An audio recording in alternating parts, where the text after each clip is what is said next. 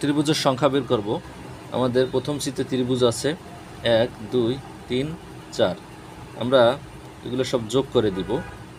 1 2 3 4 যোগ করলে 10 হবে। আমরা বুঝলাম যে এখানে 10টি ত্রিভুজ আছে। আমরা যদি এখানে একটা দাগ দেই এবং এই অংশটি নাই ভাববো, সেক্ষেত্রে এখানে কয়টি ত্রিভুজ আছে?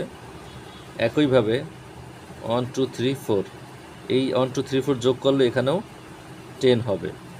আমরা এই অংশেও দেখলাম 10টি, এই অংশে 10টি, অর্থাৎ এই টোটাল এখানে ত্রিভুজ আছে 10 যোগ 10 সমান 20। আমরা যদি এটা বুঝে থাকি, সেক্ষেত্রে এই চিত্রে ত্রিভুজ আছে কয়টি, কমেন্টে জানাবো। তার আগে আমরা দেখে নিই যে এখানে কয়টি ঘর আছে। 1 2 3 4 5, এবং এখানে কিন্তু এই হরাইজন্টালি দাগ আছে 1 2। আগেরটা ছিল একটি, এবার আছে 2টি। তোমরা এটার উত্তর কী হবে কমেন্টে জানাও।